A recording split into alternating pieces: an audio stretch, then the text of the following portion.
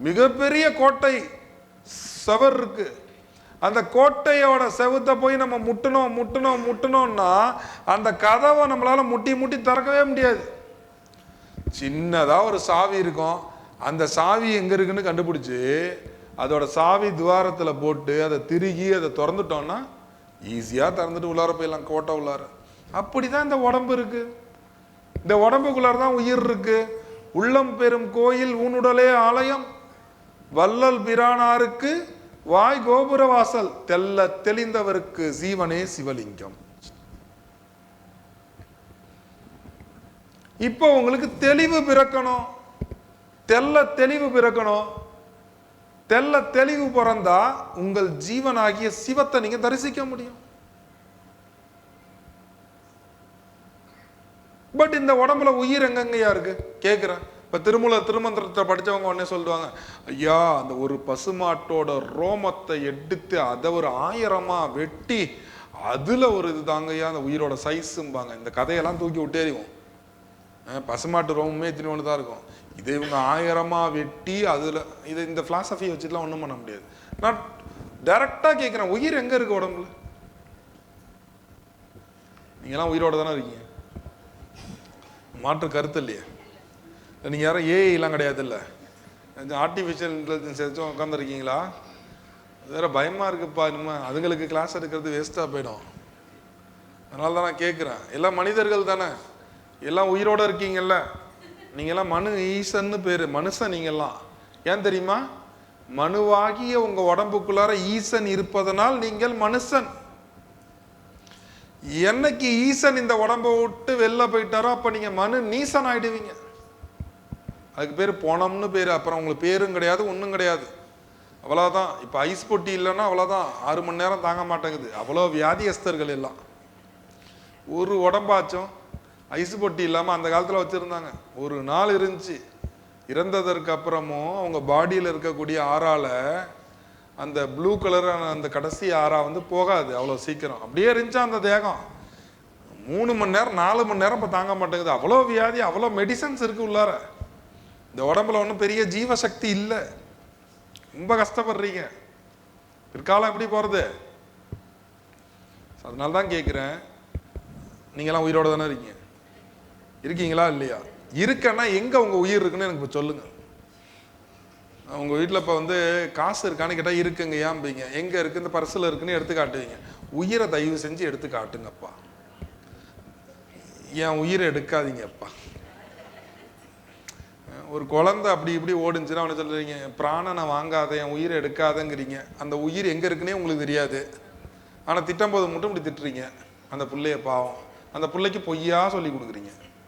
சின்ன வயசுலேருந்தே பொய்யா சொல்லி கொடுத்து வளர்த்துட்டு நமக்கே ஒரு விஷயம் தெரியாது. நான் திடீர்னு இப்போ ஒரு கேள்வி கேட்டுவிட்டேன், உயிர்னா என்ன, இந்த உயிர் எங்க இருக்கு? அப்ப அந்த உயிர் எங்க இருக்குன்னு அது எங்க இருக்குன்னு தெரிஞ்சாதான் நம்ம நல்லா கவனிச்சுக்க முடியும். அது இந்த உடம்புல சாகாம வச்சுக்க முடியும். அந்த உயிர் போறதை பிடிச்சி இழுத்து வச்சுக்க முடியும் இல்லையா? இதை கண்டுபிடிச்சு வச்சிருந்தான் சித்தன். இதை கண்டுபிடிச்சு வச்சவன் தான் சித்தன். இதோட அடிப்படையை சொன்னவன் தான் சித்தன். இந்த தேகத்துக்குள்ளார இருக்க சிவத்தை கண்டுபிடிச்சவன் தான் சித்தன். வேற எவனா இன்னைக்கு சித்தன்னு போர்டு போட்டுட்டு இருக்கான். அஸ்ட்ராலஜரு, அருள்வாக்கு சொல்றவன், எலுமிச்சம்பழத்தை வச்சு இது மைய பாக்குறவன் எல்லாம் இப்ப சித்தன் ஆயிட்டான். அவன்கிட்ட போய் எல்லாரும் கேட்கணும், யோ நீ உயிரோட இருக்கியா? உன் உயிர் எங்க இருக்கு சொல்லு. உயிர் போனா அது எங்க போச்சு? சித்தர் தான் இந்த கேள்வியை கேட்கிறாங்க. நான் ஏதோ வந்து எல்லாருக்கும் என் மேல ஒரு பயம் ஒன்று உண்டு. இவர் பட்டியா சடார்னு ஏதாச்சும் ஒரு கேள்வியை கேட்டு போடுறாரு, நம்மளுக்கு பதிலும் தெரிய மாட்டேது, இவர் நம்மளை அவமானப்படுத்துறாருங்கிறானோ. நான் என்ன இல்லாததையா கேட்கிறேன், சித்தர்கள் கேட்காததையா நான் கேட்கிறேன். அவங்க தான் கேட்கிறாங்க இந்த கேள்வியை. எப்பா, பிறப்பதற்கு முன்னே நீ இருந்தது எவ்விடம், இறந்து போய் பின்னே நீ செல்வது எவ்விடம்னு பட்டினத்தார் கேட்கிறாரு. அதான் நான் கேட்டா உங்களுக்கு ஏன் பிரச்சனையாகுது? பட்டினத்தார் கேட்டதை நானும் கேட்கிறேன். அப்பா, நீங்க பிறக்கிறதுக்கு முன்னாடி எங்க இருந்தீங்க? சப்போஸ் இந்த உடம்புல இருந்து செத்து போயிட்டா எங்க போறீங்க? இவ்வளவுதான் கான்செப்ட். தெரியுமா? ரைட். நான் பிறக்கிறதுக்கு முன்னாடி இருந்தது எனக்கு தெரியாது, இறந்ததுக்கு அப்புறம் எங்க போறேன்னு தெரியாது. ரைட். ஏன் இப்போ இருக்கீங்கல்ல, இப்போ இருக்குல்ல, அது எங்க இருக்குன்னு கேட்கிறேன். அதுதான் தெரியல, ரைட்டு விட்டுருவோம். அது அது வந்து பாஸ்ட்டு, பிறக்கிறதுக்கு முன்னாடி. போகிறது ஃப்யூச்சரு, விட்டுருவோம். அது ரெண்டுத்தையும் விட்டுருவோம். பாஸ்ட்டு வேணாம், ஃப்யூச்சர் வேணாம். நான் ப்ரெசண்ட்டை பற்றி கேட்குறேன். இப்போ நம்மலாம் உயிரோடு இருக்கோம், நம்மளுக்கு பசிக்குது, நம்மளுக்கு தூக்கம் வருது, நம்ம உயிரோடு இயங்கிக்கிட்டு இருக்கோம். பட் அந்த உயிர் எங்கேயா இருக்கு? உங்கள் சிவன் எங்கேயா இருக்காரு? அதைத்தான் நான் போட்டிருக்கேன். உங்கள் ஜீவனுக்கு ஒரு மகா சிவராத்திரியோட கான்செப்ட் என்ன தெரியுமா? உங்க உடம்புல இந்த சிவன் எங்க இருக்காருன்னு தெரிஞ்சாதான் நீங்க இந்த 4 கால பூஜையே பண்ண முடியும். இந்த 4 கால பூஜையை உங்களுக்குள்ளார கொடுக்கணும்னு தான் போராடி இந்த நிகழ்ச்சியை சேவையா ஞானி பிருந்தாவனர் கொடுத்திருக்காரு. எதுக்கு இந்த கூட்டம்? நானும் நார்மலா ஒரு சத்சங்கத்தை வந்து நார்மலா வந்து எனக்கு சொற்பொழிவு பண்ண வராது. சொற்பொழிவுனா ஹின்ஸ் எடுக்கணும். சொற்பொழிவுனா நான் ஒரு டைட்டில் கொடுக்கணும், ஒரு ஹின்ஸ் எடுத்து நான் வந்து பேசினேன், எனக்கு அது வராது. நம்மளுக்கு வந்து சத்சங்கம் வரும். சத்து சித்து ஆனந்தம். சத்துன்னா என்ன? இறைவன். சத் சங்கம்னா என்ன? சங்கம்னா ஒரு கூட்டம். இறைவனை பற்றிய ஒத்த கருத்துடைய மனிதர்களுடன் இணைந்து இந்த இடத்திலே நான் அமர்ந்து அந்த கருத்தை பற்றி பேசுவதனால் இது சத்சங்க நிகழ்ச்சி. இது சொற்பொழிவு அல்ல. சொற்பொழிவுக்கும் சத்சங்கத்துக்கு ரொம்ப டிஃப்ரெண்ட் இருக்கு. சொற்பொழிவுனா பிளான்டு. சத்சங்கத்தை பிளான் பண்ண முடியாது. இங்க யார் வேணாலும் வருவாங்க, இங்க என்ன கேள்வி வேணாலும் கேட்பாங்க, என்கிட்ட எந்த ஒரு குறிப்பும் கிடையாது. பட் நீங்க எந்த கேள்வி கேட்டாலும் சித்தர்களின் பார்வையில் உண்மையான ஞான பதிலினை ஞானி பிருந்தாவனரால் இந்த சபையிலே சொல்ல முடியும். அதற்காக தான் உங்க எல்லாம் கூப்பிடுறோம். இப்போ யூடியூப்ல பார்த்தீங்கன்னா என்ன கிடைக்கும்? ஆல்ரெடி பேசின விஷயத்தை யூடியூப்ல நம்ம வந்து போடலாம். பட் உங்களோட கேள்வி, உங்களுக்கு ஏதாச்சும் ஆன்மீகத்தில் சந்தேகம் இருந்தா யாரை தீர்த்து வைக்கிறது? இன்னைக்கு ஆசிரமம் வச்சா அது சிரமமா போயிடும். ஆன்னு கத்திக்கிட்டு இன்னைக்கு சாமியாருங்க ஓட வேண்டியதான் சிரமப்பட்டு. அதான் ஆசிரமம். இந்த கலியுகத்தில் ஆசிரமம்லாம் சரியா வராது. நம்ம ஒரு கருத்தை தெரிவிக்கிறோம். இந்த டிஜிட்டல் டெக்னாலஜி வேர்ல்டு இருக்கு, இந்த ஒரு யூடியூப்ல போட்டோமா, ஃபேஸ்புக்கில் போட்டோமா, முடிஞ்சு நம்ம கருத்தை தெரிவிச்சிட்டோம். இல்லை நிரூபிக்கணுமா, வாங்க ஒரே நாள் இங்கே வந்தீங்களா, முடிஞ்சிடுச்சா, உங்களுக்கு எனக்கு இருக்கிறது. இந்த நிகழ்ச்சி நான் போகும்போது நானும் கையெடுத்து சிரிச்சுக்கிட்டே போயிடுவோம், நீங்களும் போயிடலாம். அதற்கப்புறம் அடுத்த நிகழ்ச்சி சந்திக்கலாம். இடையில நீங்களும் நானும், நீங்களா இருங்க, நம்மளா இருப்போம். அப்போ பிரச்சனையே இருக்காது. உங்களை சார்ந்து வாழும்போது ஒரு ஆசிரமம் வச்சா பிரச்சனை. ஆசிரமத்தை மெயின்டைன் பண்ணணும், அதில் 10 பேருக்கு சோறு பண்ணணும் சொல்லுவான் ஒருத்தவன். சோத்துல உப்பு இல்லம்பா, சோத்துல பள்ளி வந்துச்சும்மா. இது தேவையா? இதுக்காக நம்ம பிறந்தோம்? கல்லுக்குள் இருக்கும் தேரைக்கும் கடைக்கான் காட்டும் பரம்பொருளுக்கு தெரியும். ஒருத்தவன் பசிச்சு அங்கே ரோட்டில் நின்னானா எவனோ ஒருத்தவன் சாப்பாடு வாங்கி கொடுத்துட்டு போவான். அதுக்கு ஒரு ஆர்கனைசேஷனு, அதற்கு ஒரு காசு கலெக்ட் பண்ணி இதை போடணும்னு எந்த சித்தன் சொன்னா? எந்த புஸ்தகத்தில் சொல்லி, எந்த திருவருட்பால சொல்லியிருக்கா? இல்லை அகத்தியர் 12,000 சொல்லியிருக்காரா? வந்து அன்னதானம் போடுங்கள், வந்து மக்களிடம் வசூல் பண்ணி போடுங்கள் சொன்னுச்சா? நீ தர்மம் பண்ணுன்னு நினைச்சுனா உன்கிட்ட காசு இருக்கா, செஞ்சுட்டு போயிட்டே இரு. இந்த கை கொடுக்குறது இந்த கைக்கு தெரியக்கூடாது. அதான் சப்ஜெக்ட். ஆன்மீகத்தோட அடிப்படை என்ன? இன்னைக்கெல்லாம் வீடியோ எடுத்து போடுறாங்க. நம்ம அவ்வளோ செய்கிறோன்னு கூட உங்கள்கிட்ட சொல்லணுங்கிறதுக்காக சொல்கிறோம். ஒரு வீடியோ வந்திருக்கா? எந்த வீடியோவுமே வராது. ஆமாம், எடுக்கிற வீடியோவே போட மாட்டோம், நிகழ்ச்சி பண்ணுற வீடியோவே போடுறதுக்கு நேரம் இருக்க மாட்டேங்குது. இங்கே இது நீங்கள் அடிப்படையாக தெரிஞ்சுங்க. ஆன்மீகத்தில் போய் எல்லாம் சிக்கிக்கிறீங்க. ஏதோ காசு கொடுத்துட்டா, நம்ம ஒரு ட்ரஸ்ட்டில் போயிட்டு ஒரு அன்னதானத்துக்கு காசு கொடுத்துட்டா எனக்கு புண்ணியம் வந்துடும். சத்தியமாக சொல்கிறேன், நீங்கள் கொடுக்குற காசில் உங்களுக்கு பாவமும் வரலாம், புண்ணியமும் வரலாம், எனக்கு தெரியாது. பட் புண்ணியம் மட்டும்தான் வரும்னு சொல்லி காசு நீங்கள் போட்டிங்கன்னா சத்தியமாக இல்லைங்க, அதில் பாவமும் உண்டு. நீங்கள் செய்கிறது வந்து உதவிங்க, தர்மம் கிடையாது. நீங்கள் செய்யக்கூடிய உதவியினால் புண்ணியமும் உண்டு, பாவமும் உண்டு. பாவம் 2 கணக்குமே வரும். ஆனால் தர்மத்தில் எதுவுமே வராதுங்க. தர்மம் என்ன தெரியுமா? ஒரு மனிதனோட அகக்குருடை நீக்குவது மட்டுமே தர்மம். அந்த தர்மத்தை செஞ்சாதான் வானவர் நாடு வந்து. நம்ம ஞானி பிருந்தாவன ஞானபீடமாகட்டும், ஸ்ரீ சிவஞான பீடத்தோட இந்த துவக்க விழாவில் சொல்றேன், நம்மளோட ஒரே வேலை என்ன? ஒவ்வொரு மனிதனுக்கும், அப்படி சொல்லக்கூடாது, தப்பா போயிடும். யாரெல்லாம், எந்த மனிதர் எல்லாம் விருப்பப்படுகின்றானோ அந்த மனிதனின் அகக்குருடை நீக்குவது நம்மளோட அடிப்படை வேலை.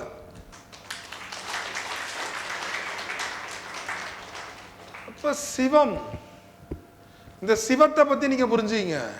இந்த சிவம் என்ன பண்ணுது? சிவம் சிவம் சிவம் சிவம் சிவம்னு பேசிக்கிட்டே இருக்கும். ஓடி ஓடி ஓடி ஓடி உட்கலந்த ஜோதியை நாடி நாடி நாடி நாடி நாட்களும் கழிந்து போய் வாடி வாடி வாடி வாடி மாண்டு போன மாந்தர்கள் கோடி கோடி கோடி கோடி எண்ணிலடங்கா கோடி சொல்லிட்டார். அப்பா நான் இறைவனை அடைய போறேன், அந்த அருட்பெரும் ஜோதியை காண போறேன், என் லைஃபே நான் இதுக்காக நான் ஸ்பெண்ட் பண்றேன் அப்படின்னு போனதுல கோடி பேர் போனா அதுல ஒருத்தவனுக்கு தான் அது கேட்டே திறக்குதான். காடேறி மலையேறி, நல்லா புரிஞ்சுங்க, காடேறி மலையேறி காய் கிழங்கு சருகை தின்று காமத்தீயால் சிரசு வெடித்து மாண்டவர் கோடான கோடியப்பா ஸ்வரூப முக்தி சுருக்கமாச்சேன்னு ரோம ரிஷிங்கிற ஒரு சித்தர் சொன்னார். எப்ப நான் இறைவனை அடைய போறேன், எனக்கு நீ போடுற உப்பு புளி காரத்தோட இருக்க சாப்பாடு வேண்டாம், நான் காட்டுக்கு ஓடிட்டேன், அங்க இருக்கிற இலை தலை சருகு அங்க இருக்கக்கூடிய ஒரு சாதாரண ஒரு கிழங்க சாப்பிட்டு நான் ஏதோ நான் ஜீவனத்தை நடத்துறேன், நான் கண்ணை மூடி தவம் பண்ணிக்கிட்டே இருக்கேன்னா கூட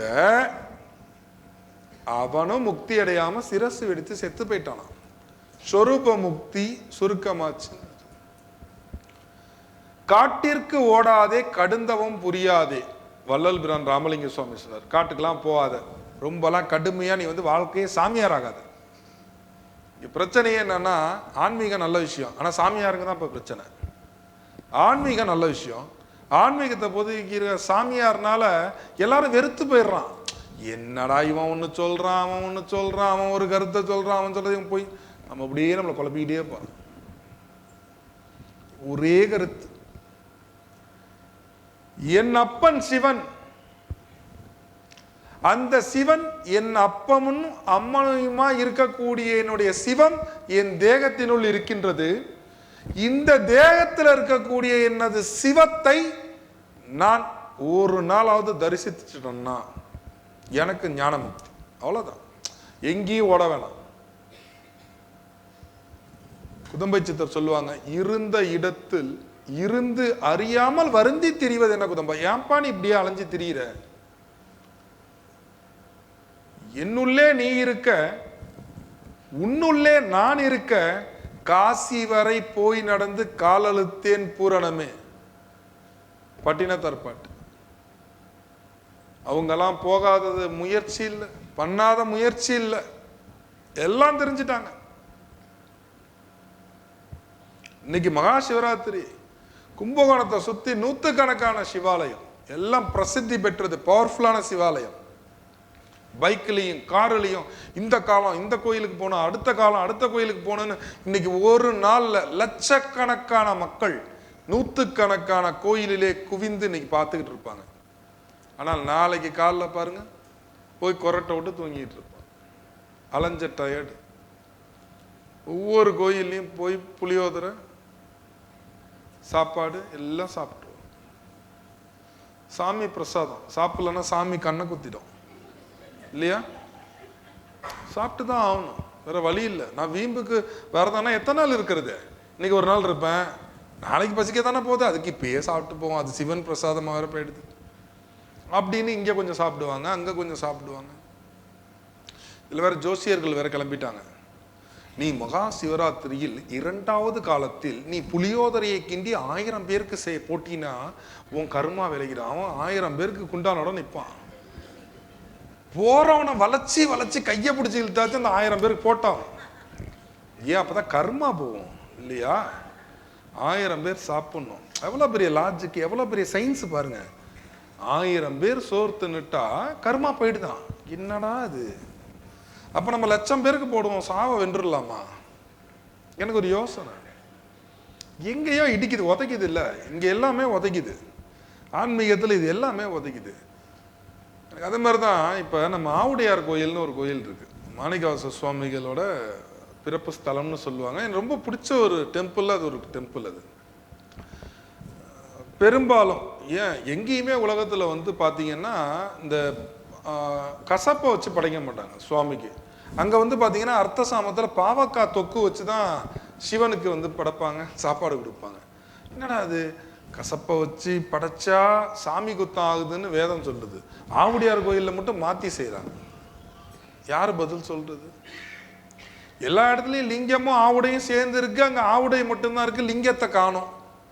எல்லா கோயில்லையும் அம்பாளுக்கு உருவம் இருக்கு, சிவனுக்கு தான் லிங்கம். அம்பாளுக்கு உருவம் இருக்கு. ஆவுடையார் கோயில் அம்பாள் அரூபமா இருக்கா? ரூபமே இல்லை.